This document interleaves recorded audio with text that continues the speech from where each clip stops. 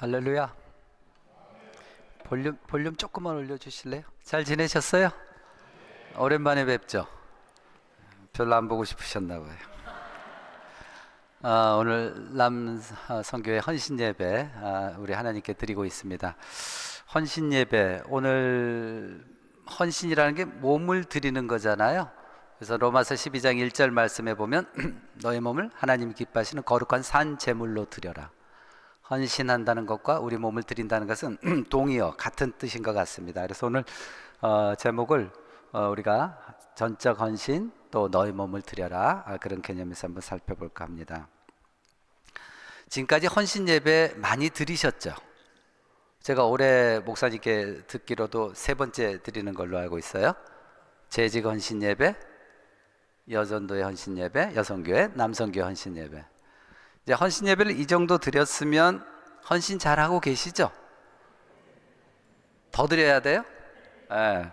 여러분께 질문 드려볼게요. 헌신 예배를 이렇게 많이 드리셨는데 지금까지 헌신 예배를 통해서 이제 결단하는 마음이 있을 거 아니에요? 열심히 헌신하고 계십니까? 드리고 계십니까? 기쁜 마음으로 열심히 드리고 계십니까? 지속적으로 기쁜 마음으로 열심히 드리고 계십니까? 네, 이쪽 분 몇 분만 지금 네 하신 것 같아요. 나머지 분들은 별로 자신이 없어요. 왜 그럴까요? 우리가 이게 헌신 예배를 매해 드리고 신앙이 뭐 한 10년쯤 되면은 뭐 이게 수도 없이 많이 드렸는데 왜 이렇게 헌신이 어려울까요? 모르겠어요. 헌신 예배 드린다 그러면 이 자리에 오신 분 중에서 조금 부담감을 가지고 오신 분도 있으실지 몰라요. 또 오늘 말발생 김 목사 모셔다 놓고 또 헌신 예배 들어서 깜빡 속아가지고 또 내 또 어떻게 헌신을 시키려나 또 걱정돼서 이 자리에 오신지도 모르겠어요. 왜 우리가 헌신하면 기뻐하지 아니하고 헌신하면 부담감으로 우리 신앙생활에 작동할까? 지금까지 목사님들께서 많은 분들이 오셔서 헌신에 대해서 설교를 하셨는데 그 설교 내용이 잘못된 걸까? 헌신의 내용과 헌신의 방법에 대한 내용을 우리가 잘못 이해하고 있어서 그런가? 여러 가지 이유와 우리가 생각해 볼 수 있겠죠. 근데 제가 생각하기에 우리가 이렇게 헌신 예배를 드리는 걸 포함해서 헌신한다는 게 부담스럽고 교회 일 또 우리가 봉사한다는 게 조금 부담스러운 이유는 헌신에 대해서 드리는 거에 대해서 하나님께 드리는 거에 대한 시각이 잘못되어 있기 때문에 그렇다고 생각합니다. 방법론을 모르는 게 아니고요, 내용을 모르는 게 문제가 아니고 우리들의 헌신이 우리에게 부담으로 작용하는 것은 헌신에 대한 생각, 드림에 대한 생각이 우리가 잘못된 성경에서 말하는 드림의 생각을 갖지 않아서 그렇다고 생각합니다. 그래서 오늘 설교한 내용은 이런 거예요. 하나님께 드린다는 것, 하나님께 전적으로 헌신한다는 것이 도대체 어떤 시각에서 그걸 바라봐야 될 것인가? 그 올바른 시각을 토대로 해서 로마서 12장 1절에 나오는 구체적이고 실제적인 헌신의 방법을 우리가 한번 살펴보자는 얘기죠. 올바른 시각을 가지지 아니하고 로마서 12장 1절을 해석하면 우리 신앙생활이 왜곡될 수 있고 신앙생활에 기쁨이 없을 수 있어요. 헌신이 부담스러울 수 있다는 얘기예요. 그래서 오늘 앞부분에서는 헌신, 하나님께 드림에 대해서 어떤 시각으로 우리가 바라볼 것인가, 그 올바른 시각을 통해서 헌신의 구체적이고 실제적인 방법을 한번 접목시켜 볼까 하는 것입니다. 헌신에 대해서는 2가지 크게 시각이 있는데 그 2 시각에 대해서 제 신앙의 여정을 통해서 여러분에게 한번 설명해 볼까 합니다. 뭐 이래저래 우리가 만나서 제가 어떻게 해서 예수님을 믿었고 이런 것을 조금 얘기도 드린 적도 있고 한데 저는 35살 될 때까지 예수를 믿지 않았어요.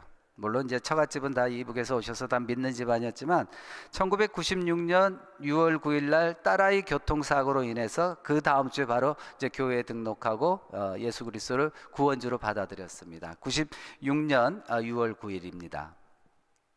근데 이제 예수님이 나의 주라고 생각하고 들어갔을 때 그때부터 항상 머릿속에 있는 생각은 뭐냐면 어떻게 하면 예수님께 많은 걸 해드릴 건가, 어떻게 하면 하나님이 기뻐하신 일을 할 것인가, 이런 거에 굉장히 많이 심취되어 있었습니다.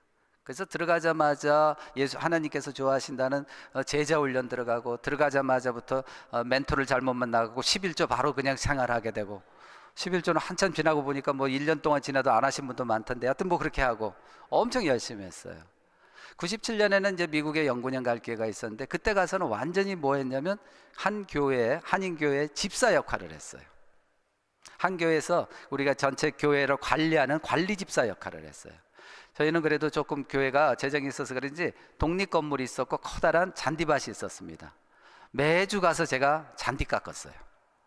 그리고 막 비가 내린다 그러면 새벽까지 차 몰고 가서 교회 비 새는 데 없나 체크하고 관리 집사 역할을 했었죠. 그럼에도 불구하고 항상 머릿속에는 하나님께 더 드릴 게 없는가, 하나님을 위해서 제가 더 헌신해야 되는데 뭐 없는가, 이런 생각이 굉장히 저를 이끌어 갔습니다.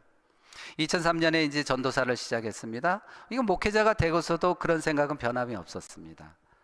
지금도 기억나는 것 중에 하나가 하나님께 헌신하는 데 있어서 굉장히 저에게 자극이 됐던 것 중에 하나가 부산 살 때 속초에서 집회를 인도받았습니다. 요청을 받았습니다.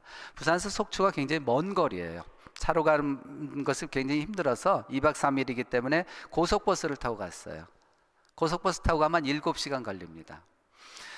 금요일 저녁에 하고 토요일 날 오전 오후 하고 주일날 이제 하고 주일날 저녁까지 하고 이제 내려오는 그런 집회였습니다. 이제 주일날 이제 마지막에 집회하고 이제 내려와요. 저녁 이제 밤차 타고 내려오는데 그 교회에서 또 그냥 보내기가 뭐해서 그런지 급하게 잠깐 쉬는 시간에 이제 엄청 좋은 식사 대접을 받았습니다. 근데 바로 이제 집회를 놔두고 그걸 먹다 보니까 이제 그게 좀 체했나 봐요. 급체가 왔나 봐요. 근데 모르고 하여튼 집회 끝나고 이제 속초에서 버스를 타고 우등버스를 타고 부산에 내려옵니다. 밖에 비는 내렸어요. 10시 넘었어요. 근데 갑자기 급체한 게 막 올라와서 숨이 멈춰지고 식은땀이 나고 막 오한이 오는 거예요. 그러면서 눈에 눈물이 나는 거예요. 내가 왜 이러고 살아야 되는가? 이게 하나님 일을 기쁘게 하는 건가? 막 그런 식으로 막 생각이 드는 거예요. 야, 이건 내가 너무 지나친 거 아닌가? 이러다 내가 잘못하면 가겠구나, 이런 생각까지 들더라고요. 그런데 또 돌아와서 조금 회복이 되니까 또 무슨 생각이 들어요? 하나님의 일을 더 해야 되는데, 내가 이 정도 해서는 안 되는데, 또 그런 생각이 드는 거죠. 그래서 끊임없이 하나님 일을 추구한다는 생각에 굉장히 발버둥 친 신앙생활을 했습니다. 그런데요, 점점점 기쁨이 사라져요. 하나님의 일을 하면 기쁨이 와야 되는데 기쁨이 사라지고 몸은 축나고 이제 지쳐가기 시작하고 뭔가 일은 해야 되는데 그게 큰 부담으로 작동하더란 얘기죠. 근데 어느 한 세미나를 참여하면서 제가 하나님과의 관계 맺음에서 잘못됨을 그때 파악을 했습니다. 특히 하나님께 드린다는 거에 대해서 제가 시각이 잘못됐다는 걸 그 세미나를 통해서 깨우쳤습니다. 그 세미나의 그 본문 말씀이 마태복음 우리가 잘 아는 13장 44절과 46절 말씀이에요. 특히 44절 말씀이 이럽니다. 천국은 마치 밭에 감추인 보화와 같으니 사람이 이를 발견한 후 숨겨두고 기뻐하며 돌아가서 자기 소유를 다 팔아 그 밭을 사느니라. 여러분, 이 성경 구절에 대해서 많이 아시잖아요. 예수님 당시에는 크고 작은 전쟁이 많았어요. 전쟁이 일어나면 가난한 사람이 힘들까요? 부자들이 힘들까요? 둘 다 힘들어요. 근데 가난한 사람은 가난한 사람도 힘들고 부자도 힘들어요. 부자가 힘든 측면은 이런 거예요. 자기가 보화를 많이 갖고 있는데, 재물을 많이 갖고 있는데 피난 가면서, 전쟁을 피난 가면서 그걸 가져갈 수가 없잖아요. 가져가면 이제 그 발목이 잡혀서 큰 위기에 빠질 수 있으니까. 그래서 자기 땅을 파고 거기다 묻어 놓습니다. 그리고 이제 덮어놓고 피난을 가죠. 자기 생각은 어떤 생각을 갖고 가는 거예요? 내가 안전하게 돌아와서 땅을 다시 파서 내가 그 보화를 차지하면 되겠다, 이런 생각을 가지고 하는 거죠. 근데 세상 일이 자기 마음대로 됩니까? 못 돌아오신 분들이 많았다는 얘기예요. 그래서 그 밭을 빌려서 땅을 파다 보니까 어떤 농부가 갑자기 땅 속에서 엄청난 보화를 발견한 거죠. 여러분이 만일에 내 밭이 아니었지만 땅을 파다가 거기서 보화를 발견했어요. 여러분 어떻게 하시렵니까? 경찰에 신고하시렵니까?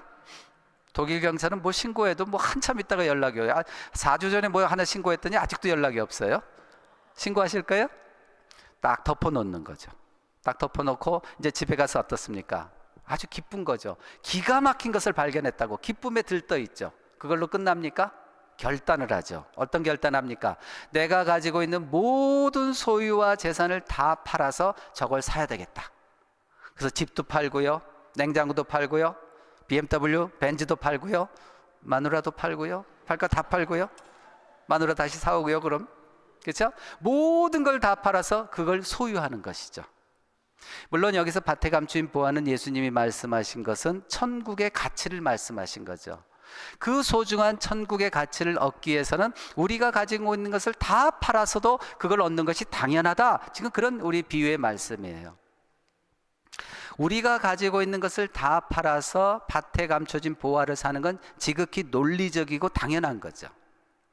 근데 저는 그렇게 하나님에 대해서 뭘 할 것인가 막 고민하고 고민할 때까지는 여기서 초점이 뭐였냐면 다 팔아의 초점이 있었어요. 다 팔아. 다 팔아야 되는데 팔지 못한 거에 대해서 자괴감이 느꼈고요. 다 팔아야 되는데 좀 더 적극적으로 못 팔아서 굉장히 마음에 불편함이 있었다는 얘기예요. 하나님한테 미안한 마음이 있었다는 얘기예요. 여러분, 판다는 건 어떤 거예요? 저는 제가 가지고 있는 재산을 판다는 얘기는 희생이고 포기고 자기 자신을 부인하는 측면에서 생각했어요.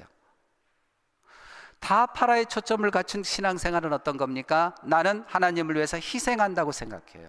하나님을 위해서 뭔가 포기한다고 생각해요.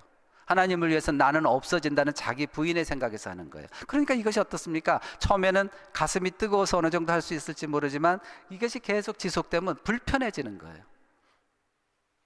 하나님께 뭔가 드린다는 것이 그다음 뭔가 부담감으로 작동하더라는 얘기죠. 그런데 저는 계속 다 팔아에 초점을 맞춘 신앙생활하고 목회자 생활을 했다는 얘기죠. 그러니까 기쁨이 사라졌어요. 참 어리석게도 기쁨이 사라진 제가, 빌립보서의 주제가 기쁨이잖아요. 빌립보서를 강의하고 그랬어요. 설교하고 그랬어요. 기쁨이 없는 제가 기쁨을 설교하더란 말이에요. 다 팔아에 초점을 맞추면 우리가 그런 신앙생활을 할 수밖에 없어요. 근데 예수님께서 이 비유를 통해서 우리에게 말하는 것은 초점이 다 팔아가 아니에요. 뭐예요? 얻느니라. 네가 파는 거에 초점을 맞추지 말고 그걸 통해서 네가 얻는 걸 생각하라는 게 예수님의 이 비유의 초점이에요. 여기서 얻는 건 뭡니까?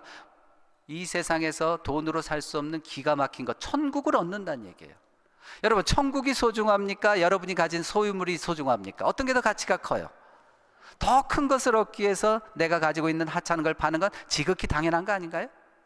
누군가 와가지고 야, 네가 나한테 10유로만 주면 10,000유로 줄게. 그러면 10유로가 아까워서 10,000유로 포기하실 겁니까? 그건 바보죠. 근데 우리들의 신앙생활은 다 팔아 10유로에 초점을 맞추고 있다는 얘기예요.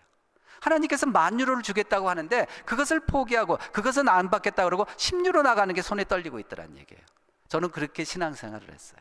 근데 우리 예수님께서 이 비유에서 말씀하신 것은 다 팔아가 아니에요. 얻느니라. 네가 가지고 있는 거, 알량한 거 나에게 헌신하고 나에게 바치면 내가 가지고 있는 기막힌 것을 너에게 줄 거야. 네가 나에게 지금 헌신하는 것은 희생이 아니야, 포기가 아니야. 내가 가지고 있는 최고의 것을 얻는 통로야. 지금 하나님께서 우리에게 그렇게 말씀하신다는 얘기예요. 우리 교회는 상대적으로 그렇게 규모가 큰 교회는 아니에요. 그러다 보니까 여러분이 헌신과 봉사해야 될 부분이 너무나 많아요. 큰 교회에 비해서 우리 개인이 부담이 커요. 근데 여러분이 그 헌신과 봉사를 어떤 시각에서 바라보냔 말이에요. 다 팔아에서 시각에서 바라보면 부담스러워요. 근데 내가 가지고 있는 것을 팔아서 하나님으로부터 엄청난 걸 얻는다고 생각하면 이게 축복의 통로란 얘기예요. 저는 지금까지 다 팔아에 초점을 맞췄어요. 그래서 뭔가 내 것을 희생한다, 포기한다, 이런 측면에서 신앙생활을 해왔어요. 그러니까 기쁨이 없죠. 지치죠. 그런데 하나님께서 우리에게 말씀하신 것은 너 다 팔아의 초점이 아니고 네가 다 판 것은 내가 가지고 있는 기막힌 것을 얻는 통로라고 신앙생활을 해. 지금 하나님께서 우리에게 그걸 말씀하는 거예요. 우리가 가지고 있는 모든 것을 하나님의 발 앞에 갖다 놓으면 하나님의 최고의 것이 우리 발 앞에 와요. 여쭤볼게요. 여러분께도 가치가 커요? 하나님께도 가치가 커요? 대답해 보세요. 어떤 게 더 가치가 커요? 하나님께 가치가 크죠. 근데 하나님의 그 최고의 복을, 하나님의 최고의 가치를 얻기 위한 유일한 방법은 뭡니까? 우리 것을 하나님 발 앞에 갖다 내려놓는 거예요. 저 하늘에는 은혜의 저수지가 있어요. 엄청난 하나님의 무궁무진한 은혜의 저수지가 있어요. 그 은혜의 저수지에서 뭡니까? 우리 가슴에 전부 다 파이프라인이 연결되어 있어요. 근데 여기 뭐가 있어요? 밸브가 있어요. 잠금장치가 있다는 얘기예요. 이 잠금장치를 열었을 때 은혜의 저수지에 은혜가 폭포수같이 쏟아지는 거예요. 근데 우리는 어때요? 이 잠금장치를 여는 수고가 힘들다고 이걸 포기하는 거예요. 여러분, 이걸 포기하면 어때요? 엄청난 하나님의 복을 포기하는 더 큰 대가를 치르더란 얘기예요. 그래서 여러분, 오늘 헌신 예배 드리는데 헌신을 어떤 시각에서 바라볼까요? 다파라에 초점을 맞추면 이 헌신 예배, 요새 축구 하대요. 유럽 축구인가 그거? 몇 년에 한 번씩 해요? 유럽 축구. 이 집사님 몇 년에 한 번씩 해요? 그렇죠. 저렇게 축구에 관심이 없어야 돼요. 4년에 한 번씩 한다고 제가 찾아보니까 그렇대요. 그러니까 축구도 4년에 한 번씩 하니까 헌신 예배도 4년에 한 번씩 드립시다, 이렇게 주장할 수 있어요. 부담스러우니까. 그런데 다 팔아야가 아니고 다 얻는 일에 초점을 맞추면 내 것을 갖다 드리고 헌신함을 통해서 하나님 것을 내가 얻는다고 생각하면 어때요? 매주 헌신 예배 드립시다. 매주 헌신 예배. 우리 그냥 드리는 예배가 헌신 예배가 되는 것이죠. 그래서 여러분이 우리가 하나님께 헌신하고 하나님께 드린다는 것을 어떤 시각에서 바라봐야 돼요? 내 것을 희생하고 포기하는 시각이 아니고 하나님의 놀라운 것을 얻는다는 시각에서 여러분이 바라보셔야 돼요. 그게 성경적 시각이고 예수님이 우리에게 말씀하신 내용이란 얘기예요. 이런 시각을 가지고 로마서 12장 1절에 이제 구체적인 실제적인 헌신의 방법에 대해서 좀 말씀드릴까 합니다. 로마서 12장 1절 한번 다시 띄워볼까요? 같이 한번 읽어볼게요. 시작. 그러므로 형제들아, 내가 하나님의 모든 자비하심으로 너희를 권하노니 너희 몸을 하나님이 기뻐하시는 거룩한 산 제물로 드리라. 이는 너희가 드릴 영적 예배니라. 12장 1절을 쪼개보면 우리가 세 단락으로 나눌 수 있어요. 첫째는 명령입니다. 너의 몸을 하나님이 기뻐하시는 거룩한 산 제물로 드리라. 명령이에요. 우리 몸을 드리래요. 우리 몸을 드리라. 근데 왜 드려야 됩니까? 드림에 대한 이유가 뭡니까? 기초가 뭡니까? 하나님의 자비하심 때문에. 하나님께서 우리에게 베풀어 주신 그 자비들, 그런 걸 생각하면 우리 몸을 드려라. 그 이유가 뭔데요? 이것이 바로 영적 예배이기 때문에 그렇다. 이게 크게 세 단락으로 나눠 있어요. 이게 우리가 드림에 대한 실제적인 이제 방법들에 대한 내용이죠. 첫째, 너의 몸을 드리라. 너의 몸을 드리라. 무엇을 드리라고 말씀하셨어요? 몸을 드리래요. 몸을. 그러니까 여러분은 전부 다 뭡니까? 구약의 제사처럼 이제 불 펴놓고 여러분 몸뚱아리를 태워서 하나님께 올려 드려야 돼요. 그런 종교가 있잖아요. 그런 말씀은 아니겠죠. 여기서 드린다는 단어하고 제사장이 구약에서 제물을 드린다는 단어하고 동일한 단어예요. offering. 여러분 이제 헌금 하셨잖아요. 헌금을 offering이라 그러잖아요. 여러분 헌금 가볍게 생각하시면 안 돼요. 그것이 뭐예요? 구약에서 제사장이 제물을 드린 것과 동일한 개념이에요. 그게 우리 몸을 드린다.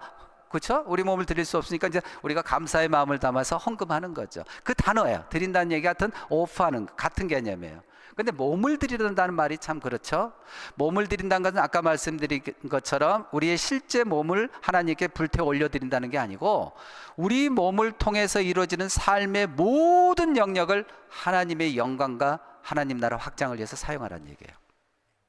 우리 몸을 통해서 이루어지는 삶의 영역이 뭡니까? 나의 모습들, 나의 소유들, 나의 관계들, 나의 열정들, 나의 일들, 이 모든 것을 하나님의 유익과 하나님의 이익을 위해서 사용하라는 얘기예요. 하나님은요 우리에게 몸을 주셨습니다. 그리고 몸을 통해서 이루어지는 많은 재물들을 주셨잖아요. 시간을 주셨잖아요. 은사를 주셨잖아요. 그걸 나의 야망을 채우는 데 사용하지 말고 내 배 채우는 데 사용하지 말고 하나님의 유익을 위해서 사용하라는 얘기예요. 그게 너의 몸을 드리는 거예요. 헌신 예배 드리는 여러분에게 여쭤볼게요. 여러분 하나님께서 주신 여러분의 소유물과 여러분의 재산과 시간과 물질과 여러분의 관계와 여러분의 열정들, 여러분의 일들 얼마나 드리고 계십니까? 내 배 채운 다음에 남은 거 하나님께 흘려드리겠습니까? 아니요. 그것은 뭐예요? 드림에 대한 시각이 잘못됐어요. 나를 먼저 채운다는 얘기는 뭡니까? 다 팔아에 초점을 맞춘 신앙생활에 불과하다는 얘기예요.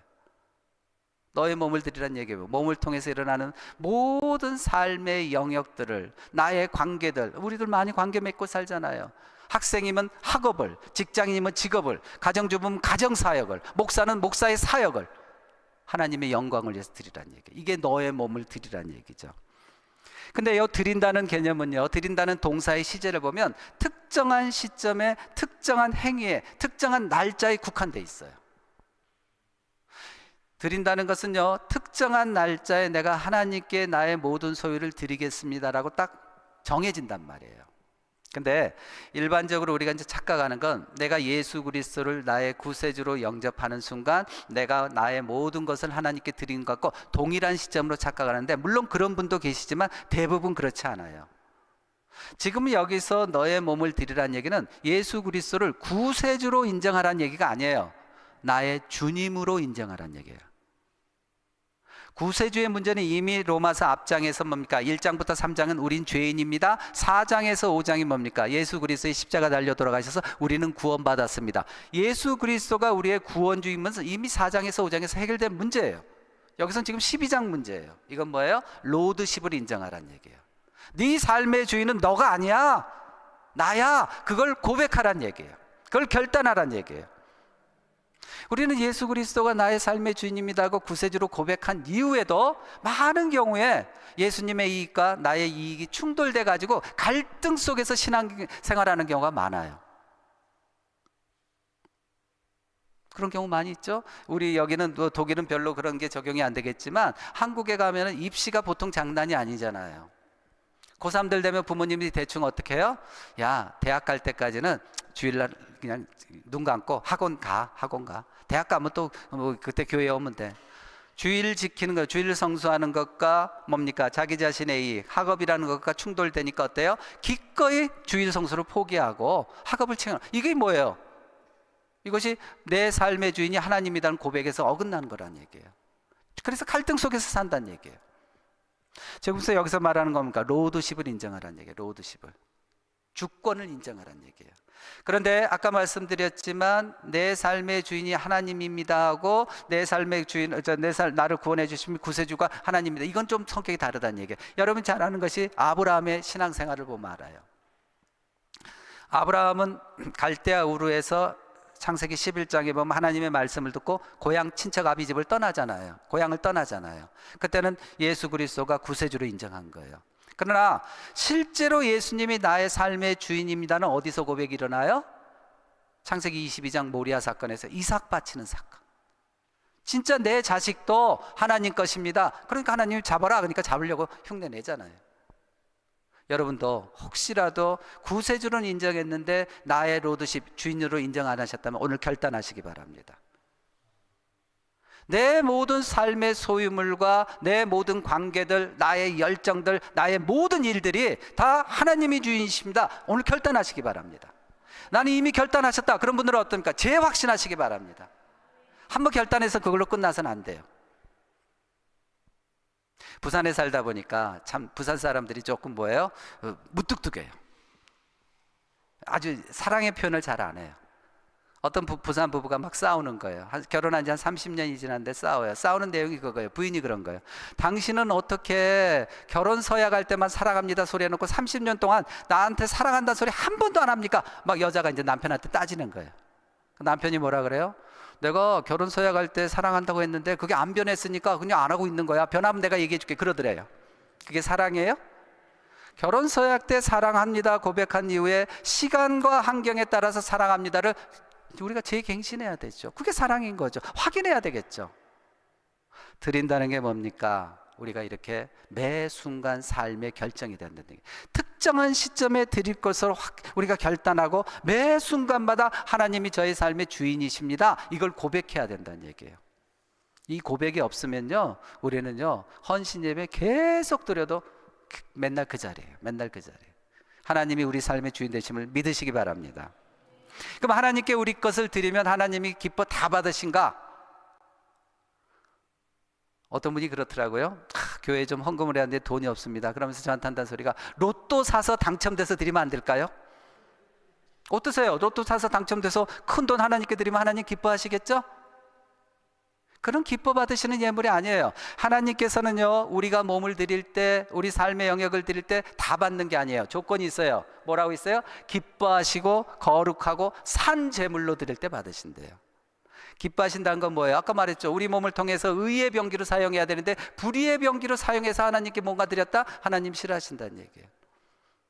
로또가 비성경적이잖아요. 그러면 그런 걸 통해서 우리가 돈을 받아도 로또 당첨금 얻어도 그거 하나님께 드리면 하나님 기뻐하지 않으신다는 얘기예요. 하나님이 기뻐하시는 걸 드려야 돼요.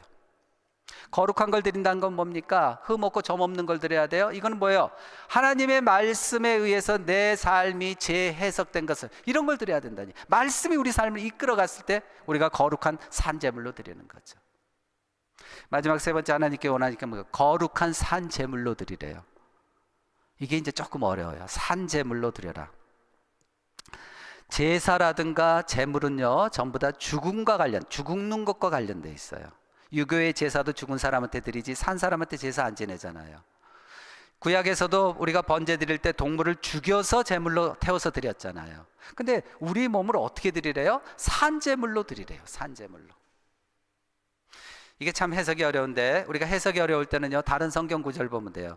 이 산제물로 드리라를 가장 정확하게 해석해 주는 성경 구절이 우리가 너무나 좋아하는 갈라디아 2장 20절 말씀이에요. 같이 한번 외워볼까요? 갈라디아 2장 20절 시작. 내가 그리스도와 함께, 다른 성경을 보시나 왜 또 안 내가 시작. 내가 그리스도와 함께 십자가에 못 박혔나니 그런즉 이제는 내가 산 것이 아니요 내 안에 예수 그리스도께서 사신 것이라. 이제 내가 육체 가운데 사는 것은 나를 사랑하사 나를 위해 자기 자신을 버리신 하나님의 아들을 믿는 믿음 안에서 사는 것이라. 언젠가 한번 말씀드렸죠? 수요 성경 공부 때 말씀드렸는데, 하나님의 아들을 믿는 게 아니고 하나님의 아들의 믿음. 아들의 믿음. 내가 예수를 믿는 것도 대단한 믿음이에요. 근데 여기서 갈라디아에서 정확히 말한 건 뭡니까? 예수의 믿음이 내 믿음이 돼야 된다는 얘기예요. 달라요. 내가 예수를 믿는 것은 내가 있고 예수가 따로 있어요. 우리가 여기 구분이 있단 말이에요. 내가 예수를 믿는 것도 대단한 믿음이지만 여기서 말한 거예요. 나와 예수는 구분이 없어야 돼요. 내 안에 예수님이 오셔서 예수님의 믿음으로 세상을 살라는 거예요. 이게 뭡니까? 산제물로 드리는 거예요. 한마디로 말해서 우리 삶의 주인은 하나님이십니다. 내 삶의 통치권과 주권과 지배권을 하나님께 이양하란 말이에요. 크고 작은 일에 있어서 무조건 하나님의 뜻을 우리가 발견하고 그 뜻대로 살아드리는 거, 그게 뭡니까? 산제물로 드리는 거예요. 이게 쉽지는 않아요. 근데 훈련해야 되고, 궁극적으로 우리가 추구해야 될 건 뭔가, 내 삶의 주인은 하나님이십니다. 이 고백이 있어야 돼요. 헌신 예배 때 여러분 무엇을 위해서 헌신하실 겁니까? 우리의 믿음의 대상인 하나님을 위해서 헌신하는 거 아니에요? 그 헌신 예배에서 하나님을 위해서 헌신하려면 가장 중요한 기초가 뭐예요? 하나님이 저의 주인이십니다. 하나님께서 주신 시간과 재물과 은사 다 주인은 하나님이십니다. 우린 뭐예요? 청지기입니다. 청지기입니다. 여러분, 청지기는 소유자가 아니에요. 청지기는 관리인이에요. 관리인. 책임을 맡은 관리인이에요. 그것도 굉장한 거예요. 특권을 가지고 해요. 철저히 우리 삶의 주인은 모든 영역의 주인 하나님이시다는 그 주권을 인정할 때 우리는 산제물로 드리고 하나님께서 기뻐 받으신다는 얘기예요. 우리가 이렇게 하나님께서 거룩하고 기뻐하고 산제물로 드렸을 때 왜 그렇게 그러면 우리가 드려야 되는가? 하나님 복을 받기 위해서요? 남한테 잘 보이기 위해서요? 우리 김동만 목사님한테 칭찬받기 위해서요? 아니요. 왜 드려야 돼요? 하나님이 우리에게 베풀어 주신 그 은혜와 자비를 생각하면 당연스럽게 자연스러운 반응이 하나님께 드리는 거예요. 우린 지금 12장 1절이죠. 그러므로라는 단어가 있죠. 이게 굉장히 중요해요. 그러므로. 접속사 굉장히 중요해요. 그러므로는 뭐야? 앞에 이런 원인이 있고 그러므로 뒤에 뭐가 나와요? 결과가 나오는 거예요. 결국 12장 1절에 그러므로를 해석하려면 1장부터 11장까지를 우리가 알아야 되겠죠. 하나님은요 우리에게 다양한 자비를 베푸셨어요. 근데 여기 우리 성경 본문에는 하나님의 모든 자비라고 단수로 나와 있지만 헬라어 원문의 복수예요. 자비들. 하나님 우리에게 어떤 자비를 베푸셨어요? 1장에서 3장에 보면 우리를 죄에서 구해내신 사랑의 구세주세요. 그리고 4장에서 5장은 십자가에 달려 돌아가신 우리의 은혜의 구속주예요. 구속주는 실제로 어떤 행동을 하거나 대가를 지불한 경우, 그게 구원주하고 구세주 달라요. 6장에서 8장은 뭡니까? 우리의 성화를 위해서 도와주는 친구예요. 그 다음에 9장에서 11장까지는 뭡니까? 우리 삶을 갖다가 약속을 하시면 꼭 지켜주는 주권적인 하나님. 이런 하나님의 자비들을 생각해 보면 우리의 반응이 어떻게 해야 돼요? 우리가 가지고 있는 거 모든 거 하나님께 전적으로 드리는 게 당연하다는 얘기예요. 그러니까 여러분이 하나님께 헌신하고 하나님께 드리는 게 힘드실 때마다 이걸 생각하시면 돼요. 지금까지 내 삶에 있어서 하나님께서 나에게 베풀어 주신 은혜가 뭔가, 그거 생각하면 지금 좀 힘들어서 뭔가 내가 헌신하고 봉사하는 거, 그건 아무것도 아니에요. 예수 그리스도는 우리 위해서 십자가에 달려 돌아가시기까지 하셨잖아요. 여러분, 그렇게까지 하나님께 은혜에 보상합니까? 그러지는 않잖아요. 우리가 한 분이 일방적으로 우리가 은혜를 베풀어 주셔서 당신의 목숨까지도 바친 무조건적인 사랑을 베풀어 주셨는데 우리는 어때요? 그걸 잊어버린 거예요. 그러니까 하나님께 뭔가 드리는 거, 하나님께 뭔가 헌신하는 거, 하나님께 뭔가 봉사하는 거, 그러니까 손이 떨리는 거예요. 이거 드리면 어떡하는데, 이거 내가 시간 하면은 내 시간이 뺏기는데. 왜 우리가 드려야 됩니까? 하나님의 자비하심을 기억하시기 바랍니다. 하나님께서 우리에게 베풀어 주신 그 자비들, 그걸 생각하면 하나님께 드리는 게 지극히 당연해요.